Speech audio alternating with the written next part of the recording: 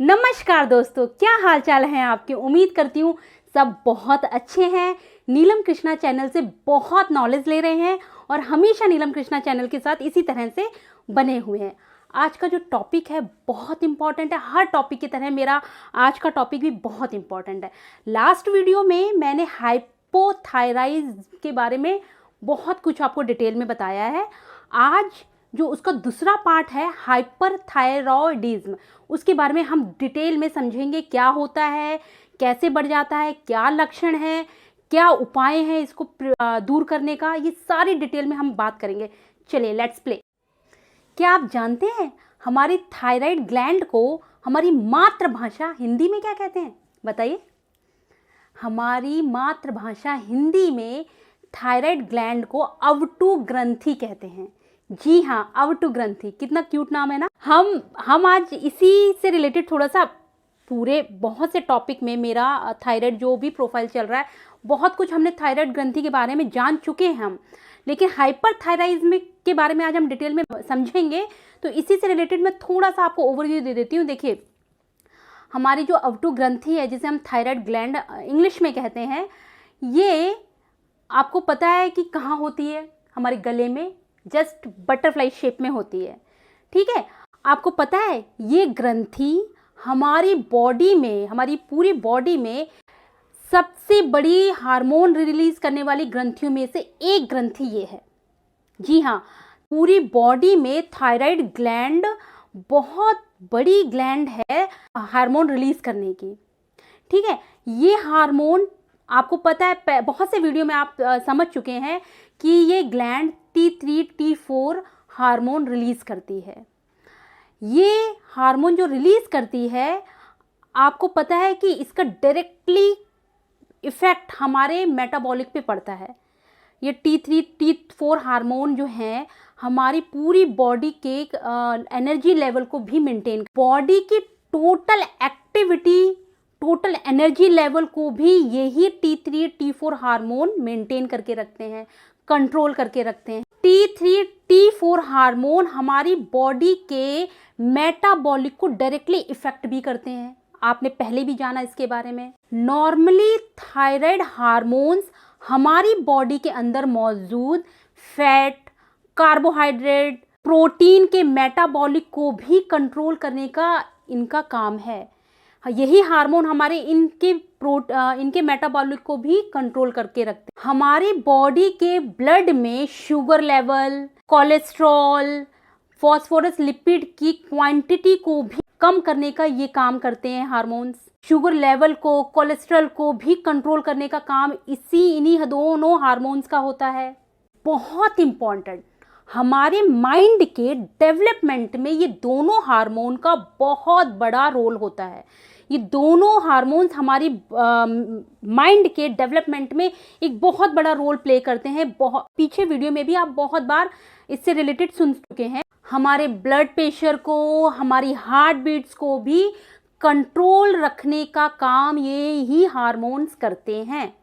ठीक है, हमने इससे रिलेटेड डिटेल में बात थायराइड प्रोफाइल की वीडियो में की हुई है, इसलिए मैं थोड़ा आपको बता देती हूँ। मैंने थोड़ी सी जानकारी आपको ओवरव्यू दे दिया है।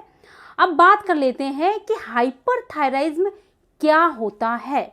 इसके बारे में आज हम इस वीडियो में पूरा डेडिकेटेड वीडियो इसी से रिलेटेड है कि हाइपरथायराइडिज्म के क्या लक्षण है, हाइपरथायराइडिज्म क्या होता है, क्या इसको प्रिवेंट करने के उपाय हैं। पूरा वीडियो डेडिकेटेड इसी से रिलेटेड है। सबसे पहले जानते हैं हाइपरथायराइडिज्म क्या होता है। हाइपोथायराइडिज्म के बारे में मैंने इससे पहले के वीडियो में डिटेल में इंफॉर्मेशन दे दी है, आप जाकर चेकआउट कर सकते हैं। आज के वीडियो में जानते हैं कि हाइपरथायराइडिज्म क्या होता है। देखिए, हाइपरथायराइडिज्म में क्या होता है, जब ये थायराइड ग्लैंड बहुत ज़्यादा मात्रा में अति ओवर एक्टिव हो जाती है, यानी T3 T4 हार्मोन्स को बहुत ज़्यादा जब रिलीज करना शुरू कर देती है और हमारा जब बॉडी का एनर्जी लेवल बहुत ज़्यादा बढ़ जाता है, बॉडी हर काम को करने में बहुत ज़्यादा एनर्जी का यूज़ करना शुरू कर देती है। और मान लीजिए जिस तरह की ऐसी एक्टिविटी जब शुरू हो जाती है, तो मान के चलिए हम हाइपरथायराइडिज्म के शिकार हो गए हैं। ये प्रॉब्लम बहुत ज़्यादा देखी जाती है बड़ों में, यानी कि अडल्ट में ये प्रॉब्लम देखी जाती है। बच्चों में ये प्रॉब्लम थोड़ा कम देखी जाती है। लेकिन अगर ये प्रॉब्लम बच्चों में हो गई तो इसके भयंकर परिणाम देखने को मिलते हैं। बच्चों में अगर ये प्रॉब्लम हो जाती है तो बच्चों के ग्रोथ हार्मोन पे ये बहुत बुरा असर डालती है। इसलिए इसके लक्षणों को समझ के पहले से बहुत ज़्यादा प्रिवेंट हो जाएं, पहले से क्योर करने की कोशिश करना शुरू कर दें। बच्चों के मेंटल हेल्थ पे बहुत इफेक्ट डालती है, बच्चों के ग्रोथ हार्मोन पे बहुत इफेक्ट डालती है। इसलिए शुक्र यही है कि बच्चों में कम देखी जाती है। आप जानते हैं कि हाइपोथायराइडिज्म के क्या कारण है जिसकी वजह से ये हो जाता है। देखिए, हार्मोन से रिलेटेड जो भी प्रॉब्लम होती है ना, उसका सबसे बड़ा कारण एक लाइफस्टाइल होता है। अगर लाइफस्टाइल आपकी थोड़ी सी गड़बड़ाई हुई है या फिर लाइफस्टाइल में आपके चेंजेस हैं, आपकी लाइफस्टाइल अगर अच्छी नहीं है तो संभवतः ये प्रॉब्लम आपको हाइपरथायराइडिज्म की होने की संभावना बनी रहती है। हार्मोन से रिलेटेड जितनी भी प्रॉब्लम्स है ना, आप मान के चलिए कि लाइफस्टाइल एक बहुत बड़ा कारण है इनको होने में। इसलिए लाइफस्टाइल एक बहुत बड़ा कारण हो सकता है। दूसरा, हाइपरथायराइडिज्म का एक बहुत बड़ा कारण है जेनेटिक। जी हाँ, जेनेटिकली भी ये प्रॉब्लम देखी गई है। बहुत से पेशेंट में, बहुत से लोगों में ये जेनेटिक प्रॉब्लम देखी गई है। उसमें से पहला जेनेटिक कारण हो सकता है हैशीमोटो डिजीज। पहला एक जेनेटिक कारण हो सकता है। अगर किसी को हैशीमोटो डिजीज हो जाती है तो माना जाता है कि उसको हाइपरथायराइडिज्म की भी प्रॉब्लम हो सकती है। हैशीमोटो डिजीज होता क्या है? जब ये थायराइड ग्लैंड, जिस तरीके से मैंने बताया, ये बिल्कुल बटरफ्लाई शेप में होती है। इसका एक पार्ट एक्टिव रहता है, इसका दूसरा पार्ट खराब हो जाता है, अनएक्टिव हो जाता है। तब इस प्रॉब्लम को, इस डिजीज को हम कहते हैं हैशीमोटो डिजीज। अगर किसी को हैशीमोटो डिजीज हो गई है तो मान के चलिए उसको संभवतः ही हाइपरथायराइडिज्म की प्रॉब्लम भी हो सकती है।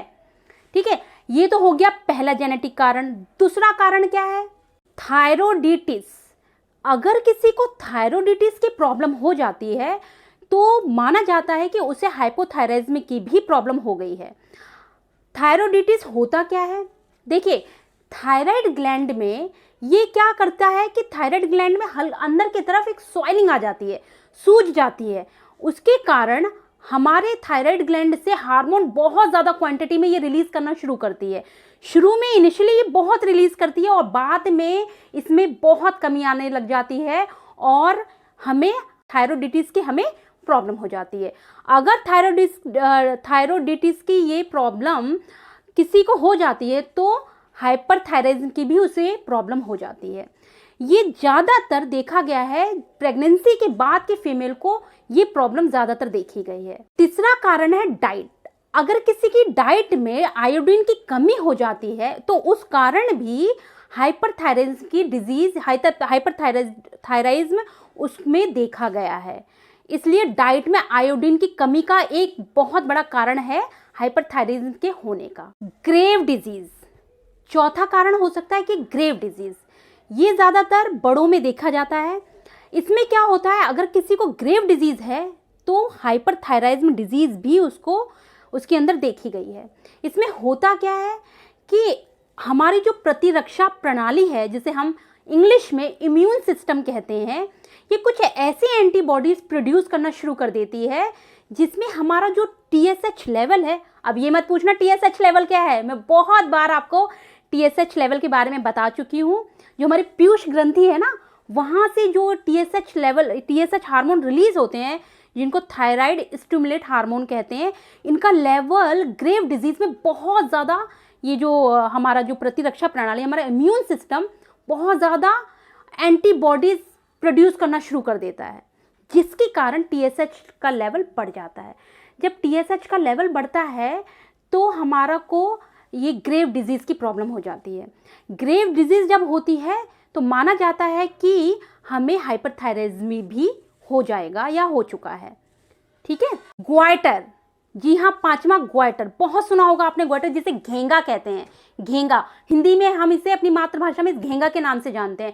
आपने देखा होगा लोगों के गले के नीचे बहुत ज़्यादा मांस लटका होता है, इस तरीके से बहुत ज़्यादा इस तरीके का कुछ मांस लटका होता है। ये घेंगा मैंने अपने गांव में एक आंटी को देखा था, तब मैं हमेशा यही सोचती थी इनको ये क्या प्रॉब्लम हो गई। तो घेंगा की ये जो प्रॉब्लम है ये भी हाइपरथायराइज्म होने का एकमात्र बहुत बड़ा कारण है। इसमें क्या होता है, थायराइड ग्रंथि में बहुत ज़्यादा स्वेलिंग आ जाती है बाहर की तरफ और गला सूज के बाहर निकल जाता है। इस कारण ये घेंगे की प्रॉब्लम जब भी होती है किसी को, तब माना जाता है कि हाइपरथायराइज्म की भी प्रॉब्लम उसे हो चुकी है। विटामिन B12, जी हाँ, विटामिन B12 की अगर किसी को कमी हो गई है तो माना जाता है कि उसे हाइपरथायराइज्म की भी प्रॉब्लम उसे हो चुकी है। इसलिए मेक श्योर करें कि विटामिन B12 की डेफिशिएंसी अपने अंदर ना होने दें। ये तो बहुत से जेनेटिक कारण हो गए हाइपरथायराइज्म के होने के। ठीक है, अब जान लेते हैं कुछ ऐसे बेसिक कारण जो बहुत लोगों में देखे गए हैं। जैसे डिप्रेशन अगर किसी को है तो माना जाता है कि हाइपरथायराइज्म की भी उसको प्रॉब्लम हो सकती है। अगर प्रेगनेंसी के बाद बहुत से फीमेल के अंदर ये प्रॉब्लम हाइपरथायराइज्म की देखी गई है। आयोडीन की बहुत ज़्यादा कमी और बहुत ज़्यादा अधिकता के कारण भी हाइपरथायराइज्म देखा गया है लोगों के अंदर। चलिए, ये सब तो मैंने बता दिया कि हाइपरथायराइज्म के क्या क्या जेनेटिक कारण हो सकते हैं और क्या क्या लाइफस्टाइल कारण हो सकते हैं। अब जान लेते हैं कि हाइपरथायराइज्म के सिम्टम्स या लक्षण ऐसे क्या हमारे को लोगों में दिखते हैं कि जिससे कि हमें समझ में आता है कि हाँ, ये हाइपरथायराइज्म का पेशेंट बन चुका है। क्या ऐसे लक्षण है जिससे कि हमें पता चलता है? देखिए, सबसे पहले लक्षण की अगर बात करूं, बहुत से लक्षण हैं हाइपरथायराइज्म को देखने के। बहुत से लक्षण हैं। अगर ये लक्षण आपको कहीं भी किसी भी व्यक्ति में नजर आते हैं, आप मान के चलिए उसे हाइपरथायराइज्म होने की संभावना है। कारण है, पहला लक्षण है, देखिए, हाइपरथायराइज्म में हमारी बॉडी का मेटाबॉलिक बहुत ज़्यादा बढ़ जाता है, जिस कारण हमारी बॉडी एनर्जी बहुत ज़्यादा रिड्यूस करना शुरू कर देती है। कोई भी एक्टिविटी हम करते हैं उसमें हमारी एनर्जी की खपत बहुत होना शुरू हो जाती है। पहला तो एकमात्र कारण ये है, ठीक है। और दूसरा कारण मैं आपको बताऊं, हमें इरिटेशन से फील होती है, हम इरिटेट होते हैं, हर एक छोटी छोटी बातों में हमें इरिटेशन होना शुरू हो जाते हैं। अननेसेसरी हमें टेंशन हो जाती है, बेवजह हम टेंशन लेना शुरू कर देते हैं। शरीर से हमारे बहुत पसीना आता है, अंधाधुंध हमारे शरीर से पसीना आने की हमें जब भी हमें बहुत ज़्यादा पसीना आ रहा है, गर्मी नहीं है फिर भी हमें पसीना आ रहा है, ये भी एकमात्र कारण है, एक लक्षण है हाइपरथायराइडिज्म को समझने का। हमारे हाथ में कंपन होना शुरू हो जाता है, हमारे हाथ शेक करना शुरू कर देते हैं, कांपते हैं। आपने देखा होगा कि कुछ लोगों के हाथ बहुत ऐसे करके कांपते हैं। तो ये कांपने की जो ये आपको कहीं ये लक्षण दिखाई दे तो मान के चले, हो सकता है कि आपको हाइपरथायराइडिज्म की प्रॉब्लम हो गई हो। कुछ लोगों के बालों बहुत ज़्यादा गिरने लग जाते हैं, बाल पतले हो जाते हैं और हेयर फॉल अंधाधुंध होना शुरू हो जाता है। ये भी एकमात्र कारण है हाइपरथायराइडिज्म को जानने का। हमारी मसल्स वीक हो जाती हैं, हमारी मसल्स वीक होने की वजह से हम किसी चीज़ को होल्ड करने में हम किसी चीज़ को होल्ड नहीं कर सकते हैं, बहुत हमारी पकड़ कमज़ोर हो जाती है। हमारे दिल की धड़कनें बहुत ज़्यादा बढ़ जाती हैं, हमारी हार्ट बीट्स बहुत तेज़ी से चलने लग जाती है। हमें बहुत भूख लगती है, लेकिन हमारा वेट फ्रिक्वेंटली महीने दर महीने 4-5 kg गिरता रहता है। फीमेल में पीरियड्स इरेगुलर हो जाते हैं, ओवुलेशन होना बंद हो जाता है। ये लक्षण मैंने बताए हैं जिससे आप समझ सकते हैं कि इस तरह के लक्षण अगर कहीं दिख रहे हैं आपको अपनी शरीर में, तो आप संभवतः मान के चलें कि हो सकता है कि आप हाइपरथायराइडिज्म के पेशेंट बन गए हैं। ये तो मैंने आपको कारण बता दिया, आपको लक्षण बता दिए, ये सब चीज़ें तो बता दी, लेकिन अब इसे प्रिवेंट कैसे करें, उपाय क्या है इसको ठीक करने का, ये चलिए बताते हैं कि किन ऐसे उपाय हैं जिनको हम अपनी बॉडी में इस्तेमाल करके करें तो संभवतः हम इसे पूरी तरह से ठीक कर सकते हैं। कोई भी ऐसे डिजीज़ नहीं है जिसको हम अपनी विल पावर से ठीक ना कर सके। मैं अपने हर वीडियो में आपको ये चीज़ बहुत खुलकर बोलती हूँ कि हम हर एक प्रॉब्लम को ठीक कर सकते हैं, लेकिन हाँ, उसके लिए हमें कंसिस्टेंसी की और विल पावर की बहुत रिक्वायरमेंट पड़ती है। चलिए अब बढ़ते हैं इनको प्रिवेंट करने का, उपाय क्या है इसको ठीक करने का, हाइपरथायराइडिज्म को ठीक करने का।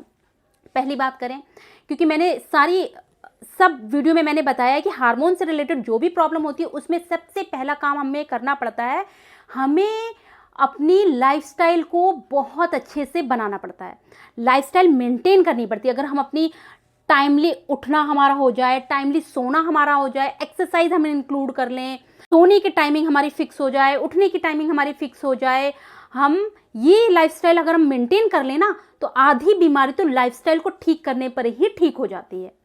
ठीक है, पहले तो लाइफस्टाइल की बात होगी। दूसरा, हम अपने खाने में ये जो फैट वाली चीज़ें खाते हैं ना, ये फैट को रिड्यूस कर लें। अब कुछ लोग कहेंगे कि हमारा तो वेट बहुत गिर रहा है, हम तो बहुत पतले हैं, तो फैट क्यों कम करें? भाई वेट गिर रहा है आपका, बाहरी तौर पे तो आपको नजर आ रहा है आपकी, क्योंकि आपका मेटाबॉलिक बढ़ गया है, इसलिए आपकी एनर्जी की खपत बढ़ गई है। एनर्जी आपकी बहुत जल्दी हर काम में एनर्जी बहुत ज़्यादा खपत हो रही है, इस वजह से आपका वेट गिर रहा है। इसका ये मतलब नहीं है कि आप फैट खाएं, क्योंकि अगर आप फैट खाएंगे तो आपका कोलेस्ट्रॉल लेवल बढ़ेगा। आप फैट खाएंगे, आपका शुगर लेवल पे इफेक्ट पड़ेगा, आपका हो सकता है आपको शुगर हो जाए। तो वेट कम हो रहा है, इस वजह से आप अपनी डाइट में फैट को इंक्लूड मत करिए। आपको फैट कम वाली डाइट लेनी है, आप अपनी डाइट से फैट को कम कीजिए। अपनी डाइट में बहुत ढेर सारे फ्रूट इंक्लूड करिए, अपनी डाइट में बहुत सारी वेजिटेबल, ग्रीन वेजिटेबल इंक्लूड कीजिए। अब फ्रूट का ये मतलब नहीं है कि आपने भर पेट नाश्ता कर लिया और उसके आधे घंटे बाद आप वो एक प्लेट भर के फ्रूट लाकर खा रहे हैं, ऐसा नहीं करना है। प्लीज इस बात को बहुत नोटेड करके लिख लीजिए कि फ्रूट इंक्लूड करने का ये मतलब नहीं है कि आपने बहुत सारी डाइट खाई और उसके बाद आप आधी प्लेट या एक प्लेट भरकर फ्रूट खा रहे हैं। फ्रूट को आप रिप्लेस करें अपनी डाइट के साथ। सपोज मान लीजिए आप ब्रेकफास्ट में, नाश्ते में अगर पास्ता, पिज़्ज़ा ये सब खाते थे, तो आप उसको हटाइए और एक प्लेट जो भी सीजन के फ्रूट हैं, जैसे इन दिनों वाटरमेलन का बहुत सीजन है, आप वाटरमेलन को प्लेट भर के खाइए। नाश्ता आप ये कीजिए। मान के चलिए फ्रूट को आप कभी भी खाने के बाद मत खाइए, आप फ्रूट को खाली पेट खाइए, नाश्ते में इंक्लूड कीजिए। आपकी जो थाली है ना, उस थाली में आप देखिए कि न्यूट्रिशन से भरी हो आपकी थाली, विटामिन से भरी हो आपकी थाली, मिनरल से भरी हो थाली आपकी। आप चेकआउट कीजिए अपनी थाली को। आप अपनी डाइट में नट्स को इंक्लूड कीजिए, रात को सोक करने के लिए रखिए। बादाम, अखरोट थोड़ी थोड़ी क्वांटिटी में, 4-5 बादाम, 2-3 अखरोट, थोड़े बहुत काजू, ये सारी चीज़ें आप सोक करिए और उसके बाद सुबह में खाली पेट इनका इंटेक कीजिए। इससे आपको जिंक की जो कमी है, हार्मोन्स, ये हाइपरथायराइडिज्म में जो जिंक है, पोटेशियम है, मैग्नीशियम है, इनकी कमी आपको इन नट्स से पूरी होती हुई दिखेगी। बैलेंस आयोडीन लीजिए। जी हाँ, ऐसा नहीं है अपने स्वाद अनुसार नमक डालिए, आयोडीन रहित नमक लीजिए। ऐसा देखिए, नमक की पूर्ति तो हमारी पानी से भी हो जाती है। ये जो घेंगा की मैंने अभी बात की थी, ये घेंगा बेसिकली वहाँ जिस जगह आयोडीन की, पानी में आयोडीन की कमी देखी जाती है, उस एरिया में आपने लोगों के घेंगे की, यानी कि ये ग्वाइटर की आपने प्रॉब्लम बहुत लोगों में देखी होगी। तो आयोडीन की कमी तो वैसे ही हमारी पानी से, आयोडीन की जो पूर्ति है वो पानी से भी हो जाती है। तो मेक श्योर करें कि आपकी डाइट में जो आयोडीन है वो बैलेंस रहे, ना ज़्यादा इसकी अधिकता हो, ना ज़्यादा इसकी कमी हो, ये बैलेंस में चाहिए। आप दूध का बना हुआ कर्ड लीजिए, दही बहुत अच्छा है। विटामिन B12 की जो डेफिशिएंसी इसमें हो जाती है, जिसके कारण हाइपरथायराइडिज्म हो जाता है, आप कर्ड खा के आप अपनी ये विटामिन 12 को पूरा कर सकते हैं, है ना। आप कर्ड लीजिए दूध से बना हुआ। आप टेंशन फ्री रहिए, आप टेंशन मत लीजिए। आप मान के चलिए आपकी अपनी हेल्थ से बढ़कर कुछ भी नहीं है।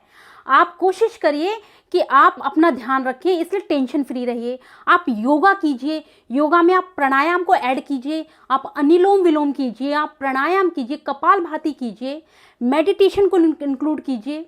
आप अपनी डाइट में फाइबर का इंटेक बढ़ाइए। आप ज्वार खाइए, ज्वार के बारे में मैंने डिटेल में बताया, ज्वार कितना अच्छा होता है, ज्वार खाइए।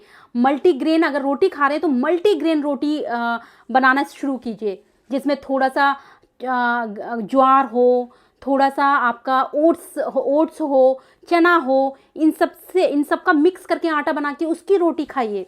आप मुलेठी के बारे में मैंने थोड़ा सा हाइपोथायराइड में बहुत डिटेल में थोड़ा सा समझाया है। हाइपरथायराइड में भी मुलेठी कितनी उपयोगी है। आप मुलेठी की टी पीजिए, मुलेठी बहुत अच्छी है। हाइपोथायराइज्म हाइपरथायराइज्म दोनों में मुलेठी गजब का असर दिखाती है। कुछ ऐसी हर्ब्स हैं आप जिनका इंटेक करते हैं, आप मान के चलिए जबरदस्त फायदा दिखाएंगी। जैसे आंवला, गुगलू, शिलाजीत, ये ऐसी कुछ हर्ब्स हैं जिनका इंटेक आप बढ़ाएंगे, आप अपनी डाइट में इंक्लूड करेंगे। इनको आप चाय की फॉर्म में ले लीजिए।